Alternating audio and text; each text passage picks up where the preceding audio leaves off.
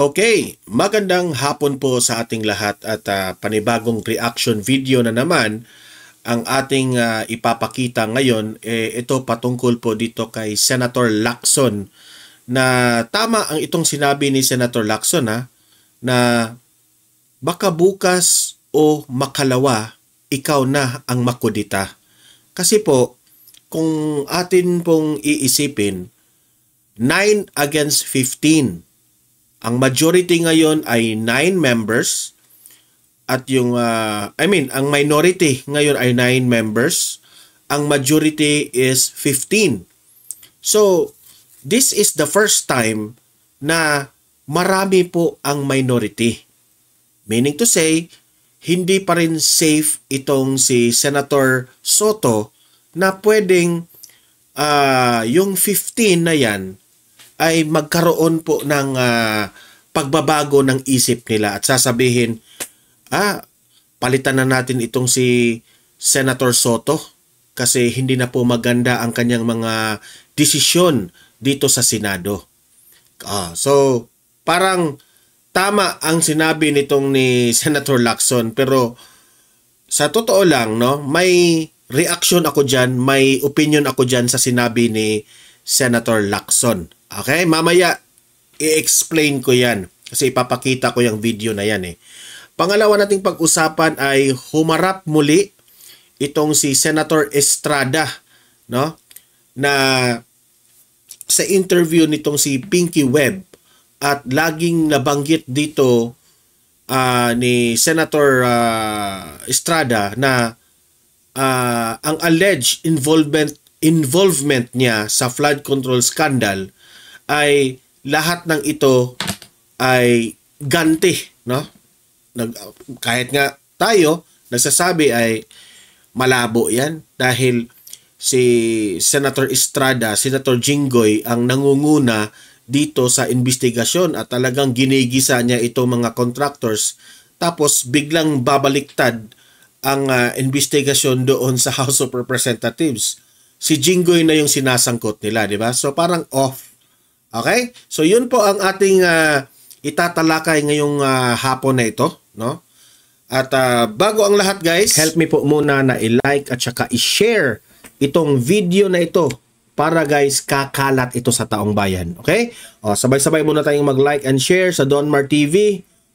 Itong video na ito, like and share. 1, 2, 3, go! Okay, naka-like and share na ba lahat? And also guys, sa mga bago pa lang dito sa aking channel, mag-subscribe na po kayo para lagi kayong updated sa ating mga balita. And at the same time, yung mga cellphone ninyo, ma-notify yan kung meron tayong breaking news, bagong uploads, o kung nagla-live ang ating channel. Ma-notify kayo lahat dyan. Kaya mahalaga po na mag-subscribe tayo sa Donmar TV. 1, 2, 3, go! Ayan, nakasubscribe na ba lahat? Okay, so without further ado, pakinggan natin itong si Senator Ping Lacson at tayo po'y magre-react dito, okay? Hindi po pwedeng Senate President ka lang na majority. Pero ito pa yung isang with a warning. Manipis yung 15 against 9. Baka bukas makalawa. Manipis yung yan ang ini-emphasize niya. Manipis ang 15 against 9. Kaya ako, ma-advise ko sa iyo, Soto, huwag kang masyadong kampante sa kalagayan mo ngayon. Kasi baka biglang baliktad yan Ito rin ang ipapayo ko sa iyo, Senator Soto. Huwag kang magpa-control sa presidente ng Pilipinas at huwag kang magpa-control sa Senate, sa House Speaker ng House of Representatives. Kasi kayo dyan sa Senado, maganda na sana ang inyong reputasyon dyan. Tumaas nga ang inyong marami ng taong bayan ang humahanga sa the way na mag-imbestiga ang Senado. Ako, kudos to Senator Chis Escudero na talagang gumaganda po ang reputasyon ng Senado. But nung pag-step down itong si Chis Escudero dahil nga I think this is very a bad move of the Senate.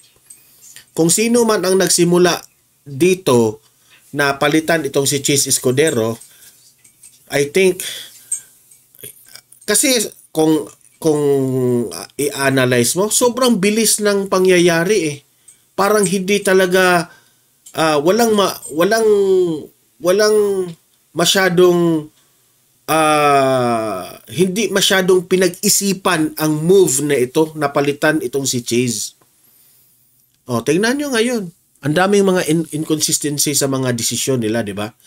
Talagang makikita mo dito na ang majority at itong minority meron talagang mga pagdidebate, hindi mga pag-uunawaan.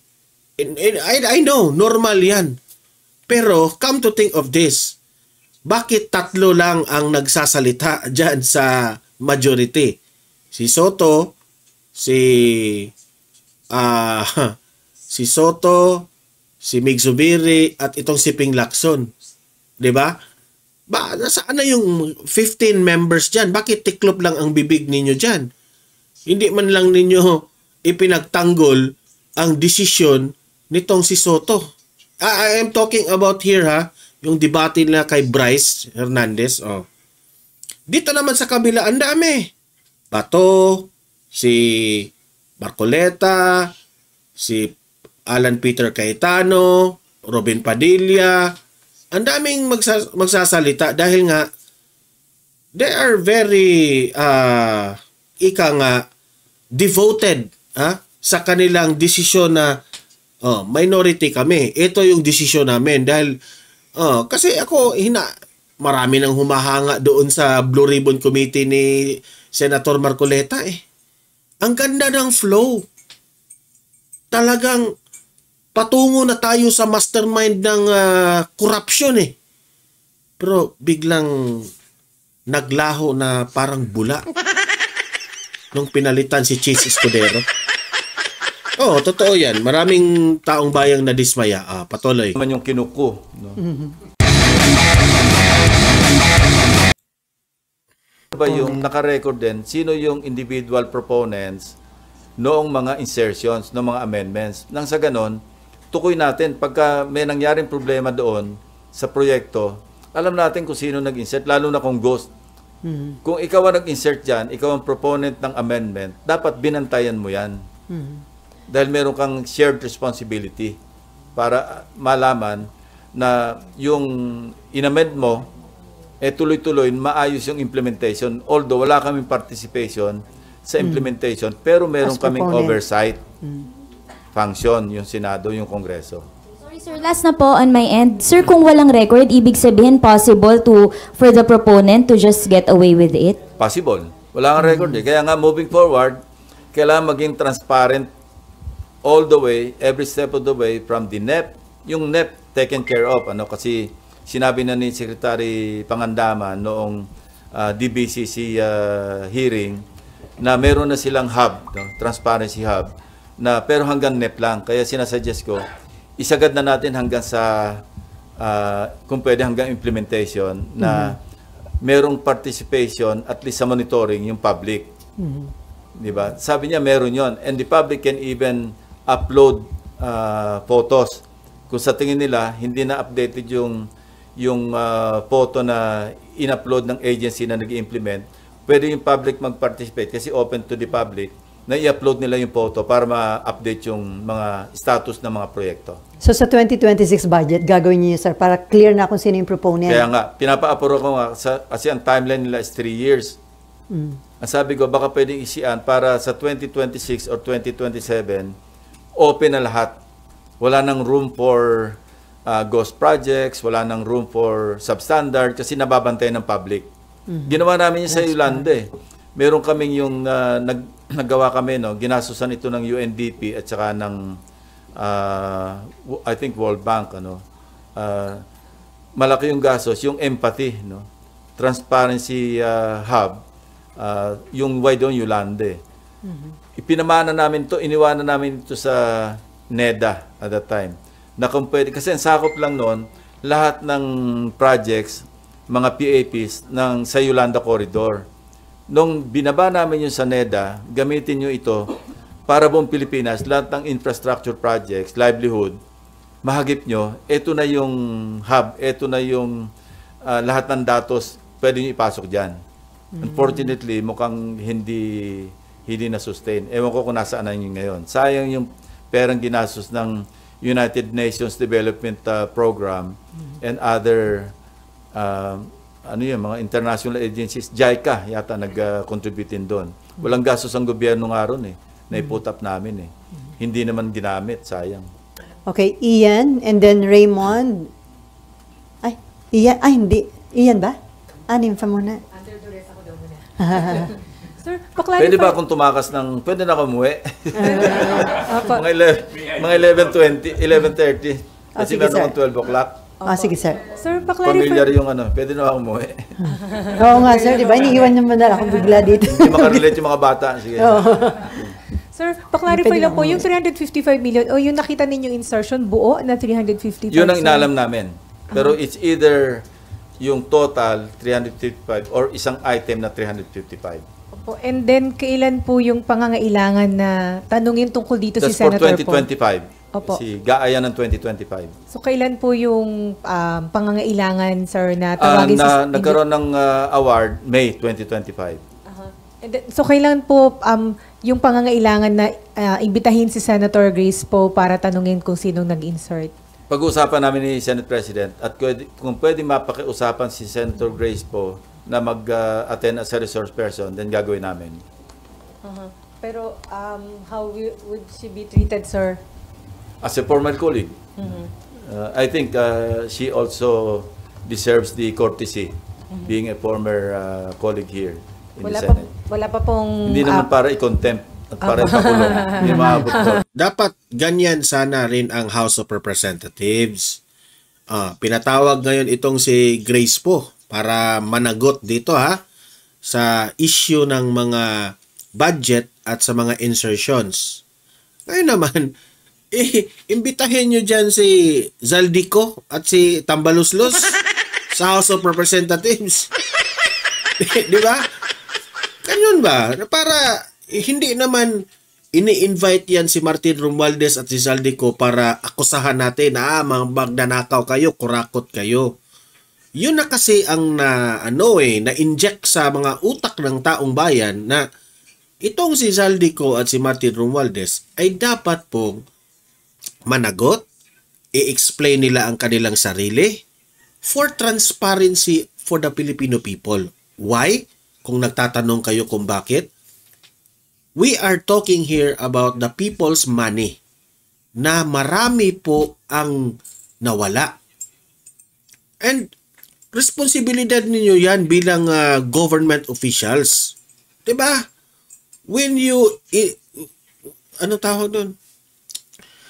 Nung pumasok kayo bilang government official, kung ano man ang posisyon mo sa gobyerno, you are held accountable for the people's money. Hindi ibig sabihin na held accountable ka, ikaw na yung magnanakaw o ikaw na yung mananagot nito sa nawawalang pera. Hindi. I-explain mo ngayon sa taong bayan why why did it happen, itong maraming mga ghost projects. Bakit maraming mga proyektong na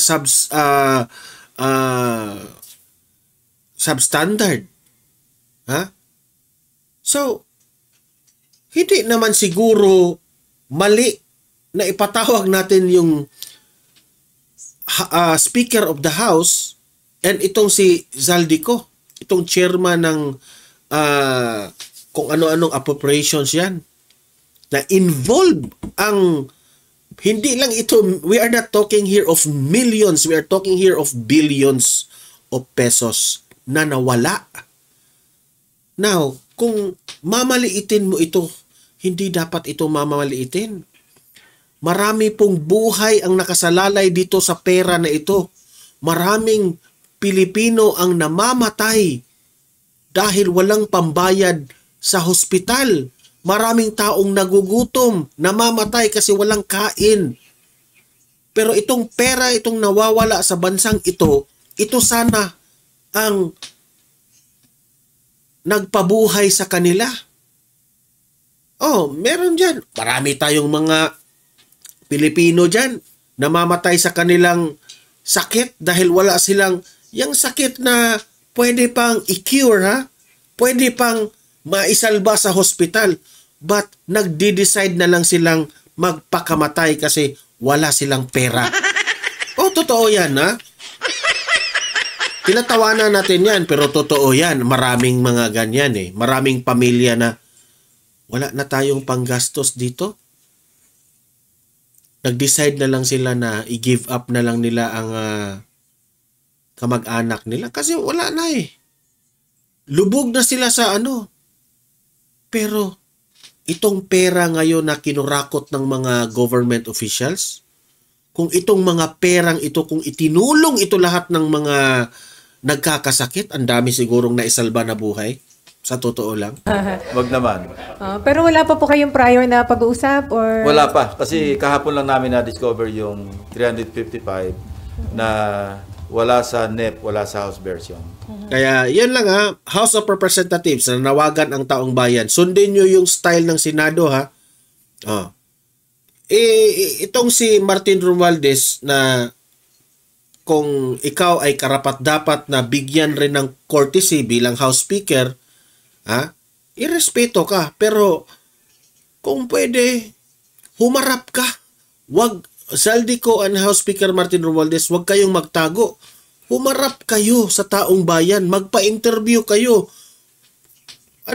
Pumunta kayo sa hearing ng Tuwadcom, di ba? O kung anong mga kom yan. Pumunta kayo. Be transparent of the Filipino people. Wag mong hayaan na meron kayong mga minions dyan na magtanggol sa inyo. Magpakalalaki kayo, Zaldico. Magpakalalaki ka, Martin Romualdez. Wag itong mga minions na Redon, itong sino yung mga ipaharap nyo sa media, Abante. Wag, sir, magpakalalaki kayo. You have to face the music because ikaw ang pinakamalaking ranggo dyan sa House of Representatives. So ikaw, managot ka. Clean up your mess dito sa nangyari sa House of Representatives. Hindi man direkta, let us say, merong mga congressman dyan na mga korap. Hindi ikaw ang gumagawa ng korupsyon, Martin Romualdez. But, ikaw, bilang leader dyan sa House of Representatives, magpakita ka at lower down your sobra na tayong taas eh. Lower down. I-level mo ang sarili mo sa taong bayan at magpaliwanag ka. If you think na naisahan ka sa mga kasamahan mo dyan sa corruption, be a leader. Sitahin mo. Alisin ang dapat alisin. Noong si Teves ay nasangkot dito sa issue ng pagkamatay ni Governor Ruel Digamo na hindi pa hinatulan si Teves ng guilty or not guilty, inalis nyo na bilang congressman dyan. Di ba? We are not talking here of corruption ha. Pero inalis nyo na kaagad. Hindi nyo pinagbigyan si Teves na makapag-explain o makapag-defend sa kanyang sarili. Pero itong mga corrupt officials na very obvious na itong mga taong ito ha. Wala akong kinakampihan doon sa kaso ni Teves at ni Governor ha. Out ako doon. Ang sa akin ba, ang fairness mo bilang House Speaker, kino-question ngayon ng taong bayan.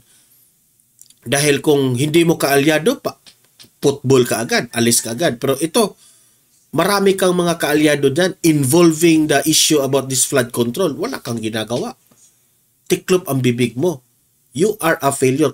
Pareha lang kayo ni Bongbong Marcos na matatawag nating irresponsable kayong pagka-leader. Hinayaan nyo itong corruption na ito na manganak ng manganak. And then, sir, how about former Secretary Bonoan? Ano po yung kanyang pananagutan dito? Kasi nakita niyo po, sabi niyo nga, kung iko-connecta yung dots. But at the very least, kailangan mag-explain siya, no? Na meron pala siyang ugnayan sa isang malaking kontratista. No? Bakit nagkamala napakaraming kontrata at sa Bulacan pa lamang, flood control pa lamang, 2.195 billion na. Pero yun, hindi niya yun dinisclosure eh. So, may nakikita ba kayong intention to conceal the information? Ang nakikita ko lang, kasi paulit-ulit siyang isolated case yung napuntahan ni President Bongbong Marcos. Alam ko namang hindi isolated case yun. Di ba sabi ko nga, isolated case here, isolated case there, isolated cases everywhere. Ang hinihintay kong isolated case, yung tama yung pagka-implementa. Naghahanap ako noon. Plano ko mag-offer ng 1-month pension eh. Kung sino makapagpakita sa akin ng perfectly executed na flood control project anywhere in the Philippines. Kung meron, pag-iisipan ko hindi ko sigurado. Wala na, nasa Davao na yan. Hanapin mo na si Congressman Pulong Duterte. Yan ang pinaka-perfect na flood control. Sayang din yun eh. 190,000 din yun eh. Pero willing akong isakripisyo yung isang buwan para makontento lang yung aking mata na meron palang perfectly executed flood control project na somewhere, lying somewhere. Sa ngayon, wala akong makita. Para kaya yung isolated... Sa binanggit ni Bongbong Marcos na 5,500 flood control projects, ni isang perfect na flood control, wala pang nakita si Ping Lacson. Ay, nako. Di ko lang alam kung yung binanggit ni Bongbong Marcos na 5,500 flood control projects, kung kasama ba yan yung Davao na ipinagmayabang ni Congressman Pulong. Okay, hindi ko lang alam Isolated case, hindi yung isolated case. Kung meron man, baka isolated case yung maganda yung pagkagawa, yung perfect yung pagkagawa. Baka may mahanap kayo. Pagka media makakita, sige, automatic, bibigay ko ng 190. Sir, baka may maghabol na gumawa ng... Kailangan original sa inyo hindi yung tinuro lang sa inyo. Sir, kaya sir, natanong ko... On record. Opo, sir, kasi kaya Hindi, qualify ko, ulitin ko. Kailangan kayo mismo nakakita, hindi yung ibang tao. Mag-absent kami bukas, sir. Naghahanap na pala. Sir, kasi nung nakaraang hearing, in-excuse lang siya on the reason na nag-resign na siya. Pinaalis lang siya, walang tanong sa kanya. Yeah. So, he still remains as a resource person. So, parang ino-notify lang siya na kung pwede bumalik siya. Sir, isa na lang ako. Yung pong tinatawag na IAW, Engineering and Administrative Overhead, yung pondo supposedly to monitor the projects. Malaki yung 3.5. 3.5. Kinwestiyon ko na nung araw yan kasi dati yung 0.5 lang yan Opo, sir, pwede bang isa din ito sa source ng corruption na bulsa din nila to? Mahirap mag-akusa, pero bakit ang laki? Kasi pag tiningnan mong yung budget ng public works, saksakan ng dami, 1 billion, kwentahin mo yung 3.5%. Kung monitoring lang, bakit pagkalaki? Especially, na meron na tayong existing na platform, di ba? Oo, may geotagging, yun na yung pag-monitor.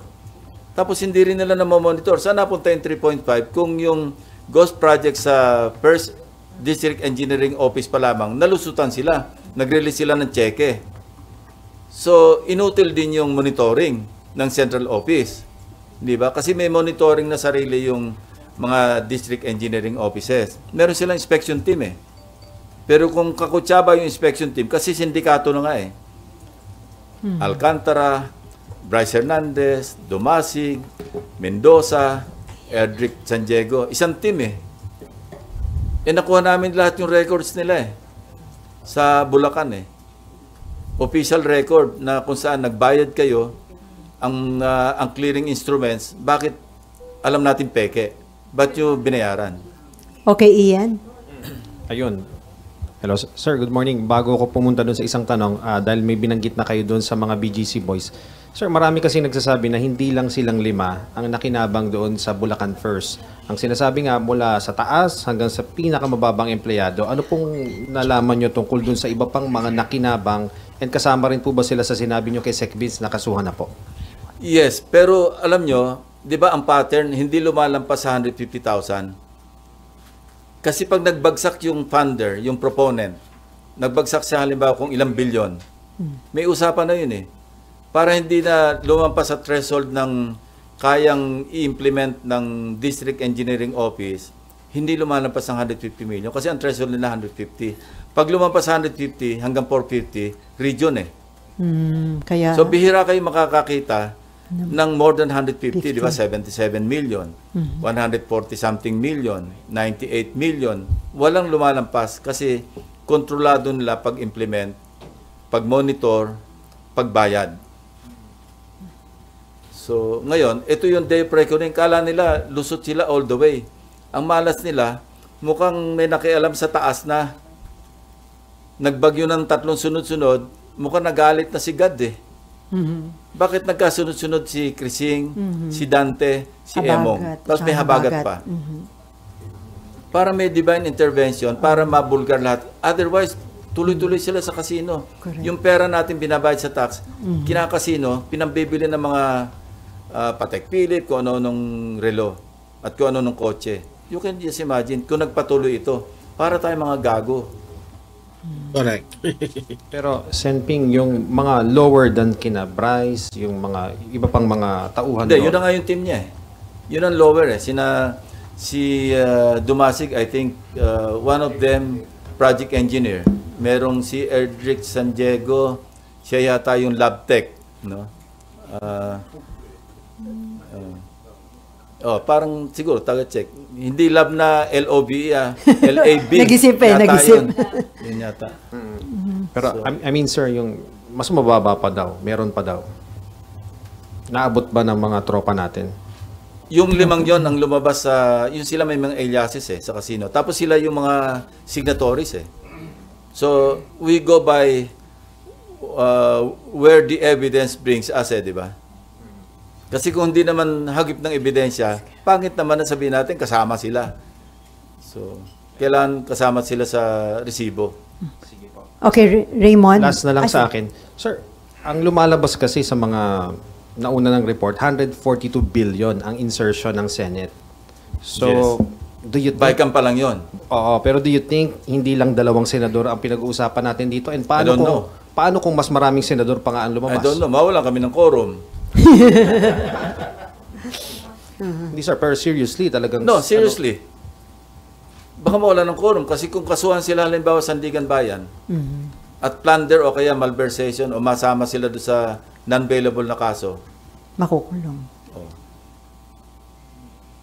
hindi ko sinasabing aabot sa walang quorum. Pero kung, ang sabi ko nga, pag nag-imbestiga tayo, dapat naka-blindfold tayo, hindi pwede yung, di ba, nakapit yung isang mata para hindi mo makita yung kaliwang side sa kabilang aisle. Dapat hindi ganun. No? I think our colleagues understand that, no? Where I'm coming from. Kasi ba't pa tayo magsasagawa ng investigation kung mamimili lang tayo?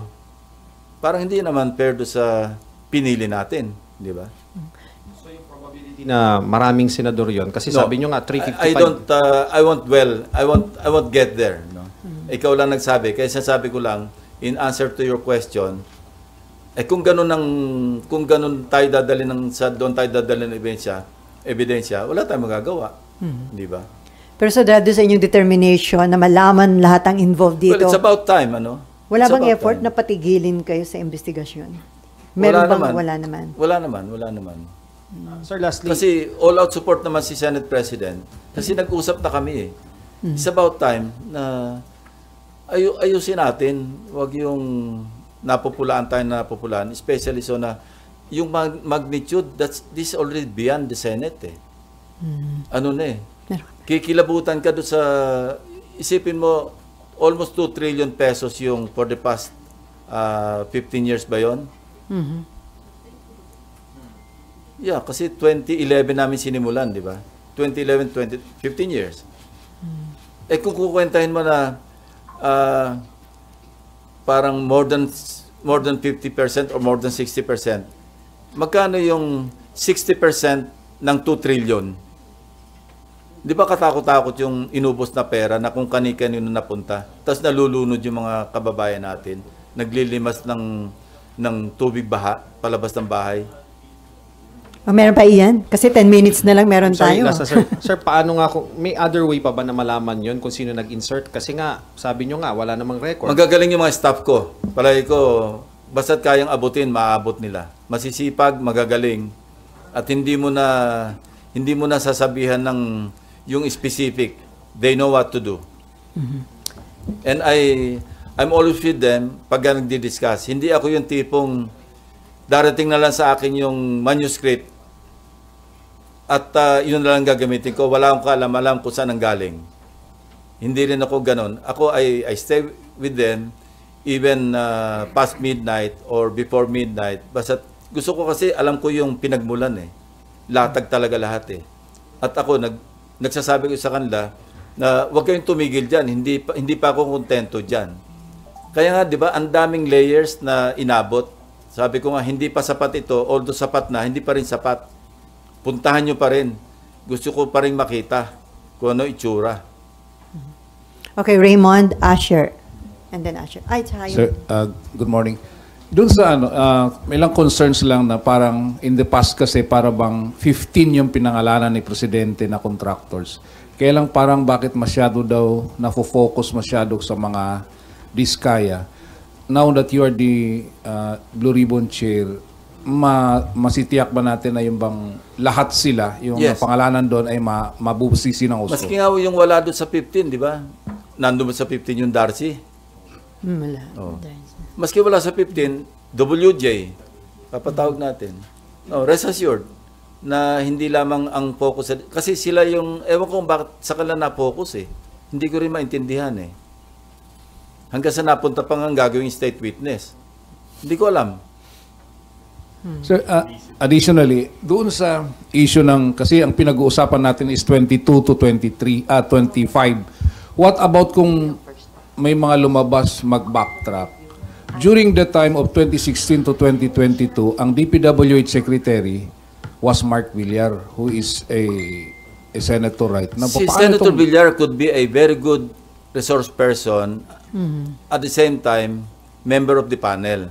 No, he can share. He's free to share his whatever he thinks or he knows about what happened from 2016 to 2022. At sinasabi ko sa sabihin ko lang sa inyo, yung kung sa nakita ko, very, very, very active ang bank accounts ng Diskaya Couple simula ng 2015, 2016, tapos naging active uling sobra 2025. Thank you, Tim. Okay. Yung sa likod mo na, si Mary. Mary Mon Reyes, sir, from One News One PH po. Bali, sir, for the record lang, sa susunod na pagdinig, inaasahan pa rin po ba natin yung participation po ni Senator Marcoleta and yung ilang mga welcome pa rin po mag-participate si Senator Jinggoy until may complaint po sa kanya na nasasangkot? All the senators, kasi ang membership ng Blue Ribbon, 17. Kasama ako doon. Plus ex officio na 3 na lang naiwan kasi ex officio ako. So, bali ilan yun? 3 lang yung o 4 lamang yung senador na hindi members who can 20. also participate. Now, yung minority representation, iwanan namin sa kanila, bibigyan lang namin sa kanila yung numero. Ito yung inyong number of slots sa membership. Kayo rin ang bahalang pumili kung sino yung vice chairman. Sa ngayon, ang vice chairman sa majority, si Senator Erwin Tulfo, because he requested me to be the vice chairman. And I agreed. So, hingi rin kami ng isang vice chairman from the minority group. Kung sino man yon, hindi ko alam. Ang dating vice chairman yata, Senator Bato at saka si Senator Bongo. Now, if they would like to elect a new vice chairman, pero nilimit ko na lang sa 2 vice chairman. Katakot-takot na yung mga vice dito eh. 3 yung vice chairman sa Blue Ribbon. So sabi ko, 2 na lang, isang majority, isang minority. Pero wini-welcome pa rin po natin yung participation ng ilang Because they are nasasangkot. senators. Until po may complaint or case na ipa-file against them po. Tsaka po. Maski merong cases filed, they can still participate because that's their right. Until convicted, wala na silang karapatan kasi convicted na. Sure. Final conviction, Okay na. meaning Supreme Court, yung affirmed by the Supreme Court. Okay. Okay, before Mean, sir, sabi nyo, hindi pwedeng minosen yung minority block dahil 9 yung members. Ilan na nga kailangan, pwede nang magpalit, Yun ang diba? sinabi ko kay Senate President. Sabi ko, 15 tayo. Ito na yung wag masyadong kampante si Soto. Siyam sila. Huwag mong minosin yung 9. And ang attitude din ni Senate President, ito na pag-usapan natin. Huwag natin baliwalain kasi mga kapwa senador yan. Correct. Tratuhin natin sila. Ikaw, kasi you are the Senate President of the entire Senate, of all the 23 other senators. Correct. Dapat yan, and he agreed, ganyan naman talaga yung attitude niya, no? Na hindi po pwedeng Senate President ka lang na majority. Pero ito pa yung isang, with a warning, manipis yung 15 against 9. Correct. Baka bukas makalawa, ikaw naman yung kinuko. No? Kaya, Correct, yung naging tama. biruan niya dyan, huwag mong kukunin majority leader si Joel Villanueva kasi 2 beses ng majority leader yan na nakuko yung kanyang Senate President. Pero so doon sa... Aminado naman siya eh. Kaya ito si Senator Alan Peter, gusto niya i-volunteer na majority leader si Joel kay Senate President Tito. Pero so doon sa naging complaint These are kahapon... light moments lang ito. Pero dun sa naging complaint ng minority, dun sa naging decision tungkol kay Bryce, sa tingin nyo, dun napakita rin yung mahusay na leadership ni Tito Soto na ang naging end? Anong mahusay? Hindi naman mahusay yung desisyon niya doon. Naging ang pananaw ng taong bayan doon, halik siya sa puwet ni Romualdez. Oh, totoo. Di ba? Kasi ikaw, kung leader ka na may paninindigan ka sa Senado, yung masusunod mo yung kung ano ang sinabi ng mga senador mo inside the Senate of the Philippines, yun ang susundin mo. Wag mong sundin dahil he is the Speaker of the House. Di ba? Tingnan nyo ngayon, ang dating ng Senado ngayon, parang pinagbibintangan ng House of Representatives itong Senado na nanganganib ang buhay ni Bryce dyan sa kustodiya ng Senado. Yun ang subliminal thinking ng taong bayan dyan eh. Hindi pala pwede si Bryce dyan sa Senado. Ano kaya mga ugali ng mga senador dyan? Ganon yung thinking ng tao dyan. Dahil sa desisyon ni Soto. Kasi if ikaw, Senator Soto, kung meron ka talagang tamang pag-iisip at tamang desisyon bilang leader, sasabihin mo ni House Speaker Martin Romualdez, dito yan si Bryce sa kustodiya ng Senado. Safe yan dito. Ako ang bahala dyan. Walang gagalaw dyan. Walang mag-impluwensya dyan na Senado dahil hindi naman ganyan ang Senado. Ganun. Di ba? Ang nangyari, halik rin siya sa puwet ni Romualdez. Para neutral na lang. Para neutral. Doon na lang siya sa Pasay. Utot mo, Soto. Din pinalipat sa Pasay City Jail. Yes, parang sabihin natin Solomonic, pero temporary yun eh. Kasi pag-uusapan nga namin, after ng hearing sa Thursday, or even before, kung hiramin siya ng House, ang recommendation ko nga is diretso na lang dito sa Senate. Mas mainam na rin dito, at least wala na tayong gastos sa gasolina pag may hearing, may escort pa. Mas mainam na nandito kasi meron naman kaming... yan ang kay Soto Dito naman tayo, issue ni Jinggoy Estrada. And very obvious naman itong si Jinggoy ay ginagantihan lang ng House, di ba? Kasi vulnerable si Jinggoy. Dating may issue sa mga ganitong bagay. Ngayon naman, siya naman yung pininteriya ng House. Sabi ko, matalino na ang taong bayan ngayon. Tingnan lang natin kung itong taong bayan maniniwala pa sa script nila dyan sa House na pinagawa yung ginagawa ni Bryce na hindi ka safe, Jinggoy. May kinalaman ka sa flood control. Utot mo, Bryce. Hindi naman niniwala ang taon bayan dyan. Di ba? Galit ka lang. Very obvious. Isang araw, wala ngang isang araw ng pagitan eh. Nag-hearing ng Monday, ginisa ni Jinggoy Estrada itong si Bryce. Pagdating doon ng Tuesday, nag-hearing sa House of Representatives, si Bryce gumanti ni Jinggoy. Diba? Kita nyo ang pattern? Very obvious. Ito, pakinggan natin si Jinggoy.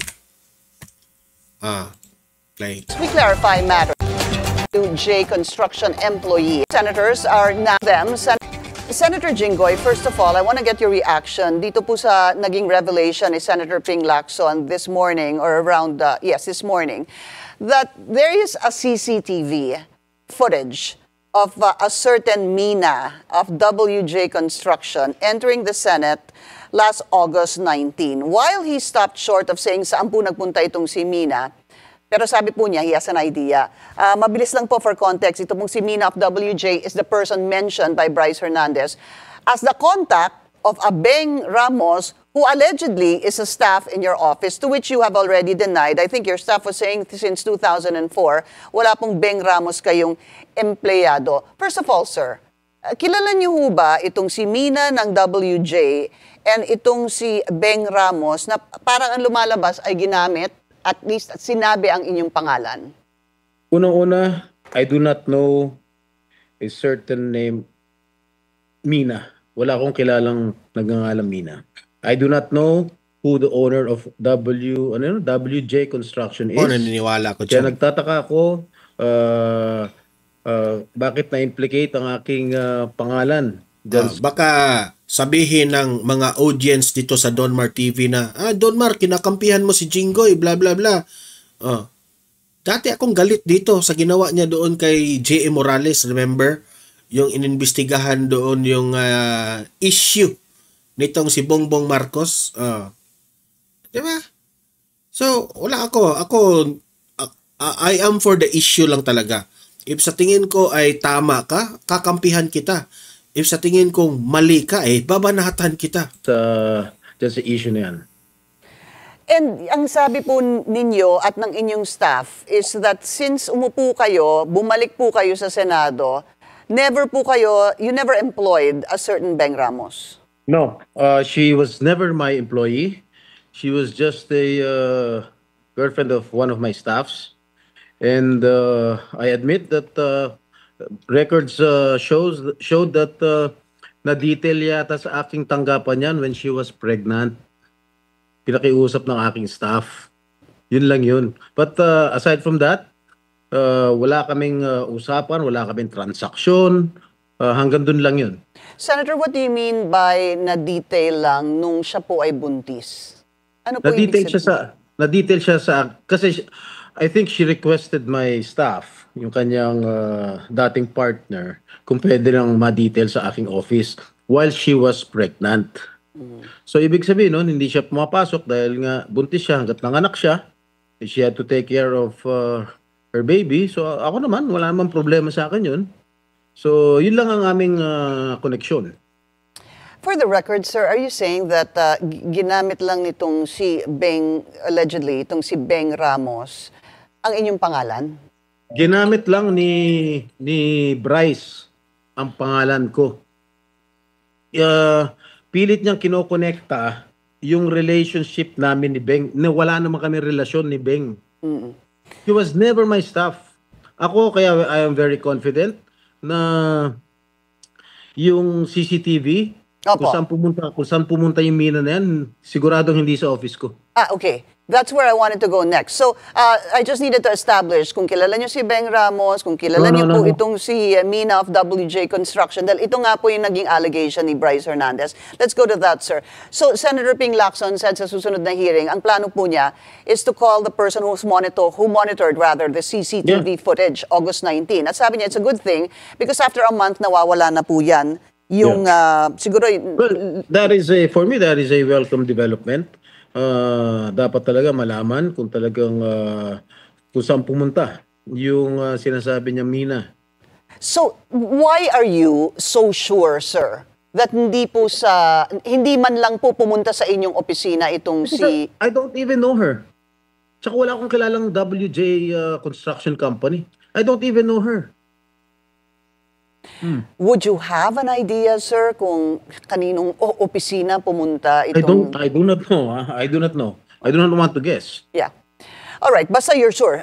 What you're saying is you're very sure, you're very confident that she did not, this Mina did not go to your office, no? Na that is the plan na aalamin nila sa susunod po na hearing.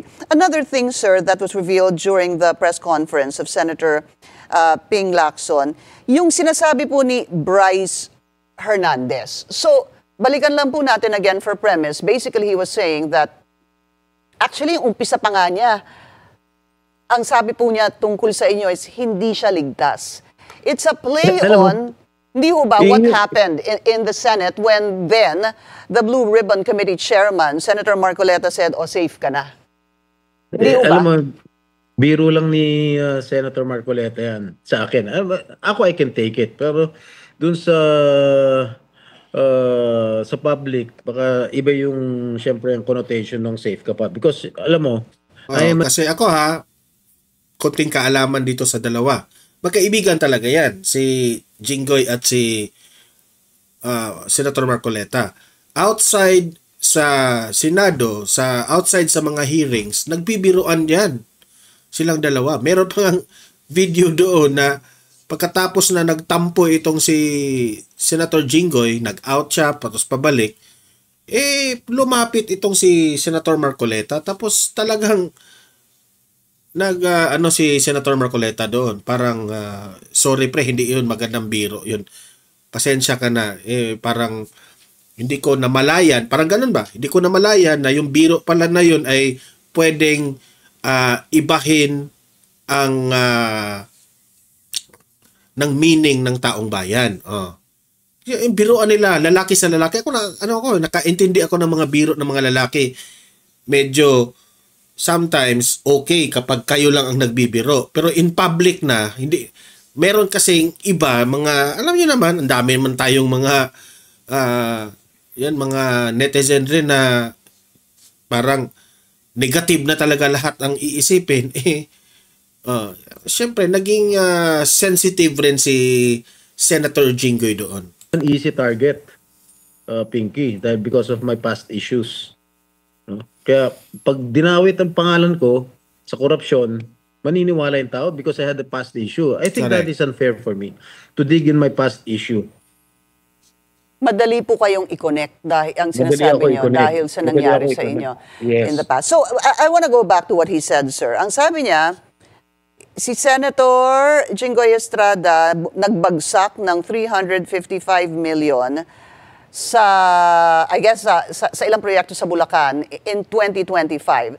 Now, the question, sir, is, were there any projects that you endorsed or you were the proponent that may lend credence dito po sa sinasabi nitong si Bryce Hernandez, sir? First of all, Pinky, kung meron akong sulat sa DPWH requesting for funding, wala akong ganon. I never wrote any official, much less the secretary of the DPWH, for any funding coming from them.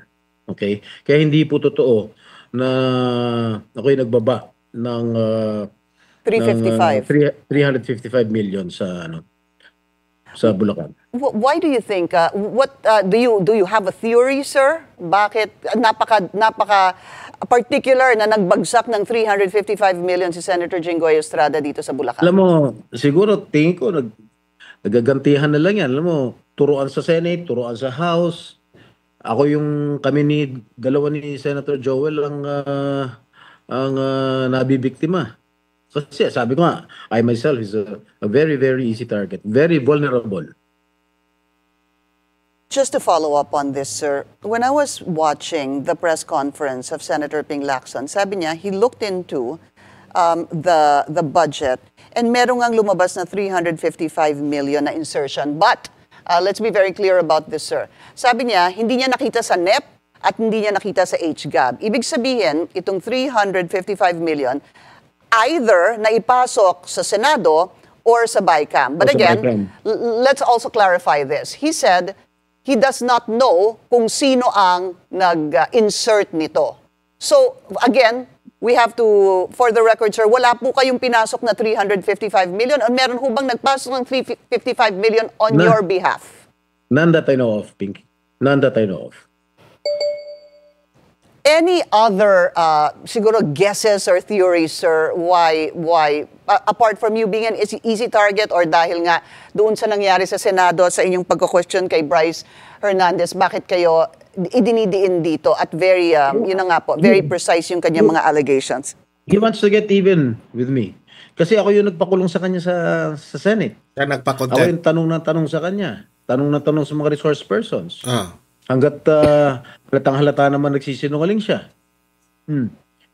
Kasi may point si Jinggoy kasi pinakita nga yung mga pangalan niya doon sa nagsusugal siya, di ba? Hindi niya umamin. So obvious na nagsisinungaling siya. Kaya siya kinontempt. Alam nyo, ang Senado, hindi yan kagaya ng House of Representatives na ni Paduano na mag-contempt na ang babaw ng dahilan, di ba? Itong Senado, nagko-contempt yan. Kung malalim na talaga ang pagsisinungaling mo, harap-harapan na yung ebidensya ipinakita sa'yo, nagsisinungaling ka pa rin, di ba? Kaya siya na-contempt eh. Yung nung tinanong ko yung may-ari ng Sims Construction, si Miss Sally Santos, na nagdi-deliver siya ng 245 million in one day. Inamin naman ni Bryce na kinuha niya yung pera. Tapos nung sa House, pinakita ni Congressman Ridon yung isang katutak na pera sa table. Correct. Ano pa ba ibig sabihin nun? O di sa kanya galing yun. Sa kanya pumunta yung pera. At nakita niyo naman, narinig niyo naman si Senator Lacson. Yung kanyang privilege speech niya. Kung magpatalo sa casino yan si Bryce, sa yung kanyang kasamahan, umabot ng almost 1 billion pesos. Yung kay Bryce is 400 million 35. plus. Yeah. 435 million. Bukod pa yung sa mga kasamahan niya. O saan nila kinukuha yung pera? Ang sweldo lang ni Bryce is approximately 70,000 a month. Siguro, Senator, the question also would be, why do you think ang lakas ng loob niya na ituro kayo? Hindi ko alam. Baka meron akong nagsusulsul sa kanya. Do you think meron, sir? Hindi ko naman sinasabi categorically, but most probably. And would you have an idea who? Wala pa. Wala pa. We'll find out. So this really came as a surprise to you. I mean, yes. Yes, definitely. Bakit ako na naman? Because I'm an easy target. I'm very vulnerable. That's unfair for me. So, what happened, sir? Kayo po ang nagpa-contempt sa kanya, hindi ho ba, sa Senado? At nagpaalam ang House na hiramin po siya, imbitahan siya sa House hearing. Doon na nga po lumabas ang inyong pangalan together with the Senator Joel Villanueva. And then what happened there was supposed to be, ayaw na niyang bumalik sa Senado dahil nga, pinangalanan na po kayo at si Senator Joel Villanueva. To which, sir, dinala siya sa PNP Custodial Center tas eventually po sa Pasay City Jail, sir. Where do you think dapat ho ba talagang naka-detain itong si Bryce Hernandez, sir? Una-una, it is under the Senate's custody. Kasi kami yung nagpakulong sa kanya eh. We were the ones who cited him in contempt. So dapat talaga ibalik siya sa Senate. Correct. So I think na ang sabi ni Senate President Tito Soto, nagkaroon sila ng usapan ni Speaker na ilipat na lang dun sa PNP Custodial Center. So ang sabi pa nga ni Senate President, he had to give in to the request of the Speaker. So nagreklamo, tumayo si Senator Marcoleta at saka si Senator Alan na dapat ibalik sa custody ng Senado. Kasi kami may hawak nun eh. Under namin yung kanyang kustodiya. Legal custody. Legal custody. So napag-usapan namin during a caucus at pumayag naman si Senate President Tito Soto na i-commit na lang siya sa Pasay City Jail. Yung abogado po ni Bryce Hernandez nagsalita po today at hindi po maintindihan bakit sa Pasay City Jail siya dinala dahil nga daw hindi naman siya kriminal, wala naman ho siya talagang kaso at parang I guess of course questioning bakit sa Pasay City Jail. Is there an update, Senator, after the hearing kung ibabalik po siya sa premises ng Senado at doon na lang po mananatili? Well, it all depends with on the decision of the Senate President and the chairman of the Blue Ribbon Committee. All right, but what would be your preference? I mean, para po sa inyo, dahil kayo po ang kanyang itinuturo. Sabi ni Bryce, ayaw niya sa Senado eh. O di doon na lang siya sa Pasay City Jail. So the hearing, sir, is going to be on Thursday. Okay, so yun po ang ang paliwanag naman ngayon ni Senator Jinggoy. And ako personally, in my own opinion, talagang gumaganti lang talaga si Bryce. Okay? Kung ang tanong, sino ang nag-utos nitong si Bryce, alam nyo na kung sino. Alam nyo na. Ako wala man tayong ebidensya pero posible yan na kinokontrol ngayon itong script ni Bryce dito sa House. Okay? Kasi tinitake advantage nila na si Bryce nagalit ito sa Senado dahil kinontempt siya. O sasabihin ngayon ng House of Representatives, ay, kinontempt ka doon? Ay, ibahin natin ang script. Gawin mo ito. Dapat banggitin mo rin ang may sangkot na mga senador dito sa flood control para makaganti ka naman doon. Parang pwedeng mangyari yun. Hindi ko sinabing merong ganun nangyari, pero pwede yung mangyari. Okay? Kasi nga, sabi nga nila, itong House of Representatives, merong pinoprotektahan na Panginoon dyan. Ang pinakabuaya dyan. So, libre po kayong mag-comment, mag-react sa ating mga pinag-usapan. Ano sa tingin nyo? What is your analysis on this issue? Ilatag nyo dyan ang inyong opinion, argumento, at usap-usap tayo sa comment section.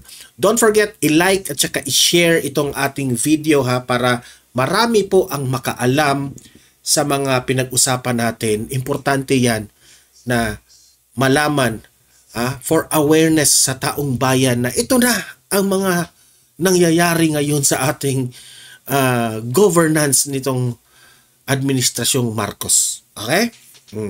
At sa mga bago lang dito nanood sa aking channel, if this is your first time dito sa Donmar TV, subscribe na kasi libre lang ang mag-subscribe. Walang bayad yan. Updated ka pa sa mga malalalim na issue dito sa gobyernong ito. Okay? See you in my next video. Have a great day. Have a great night. God bless po sa ating lahat.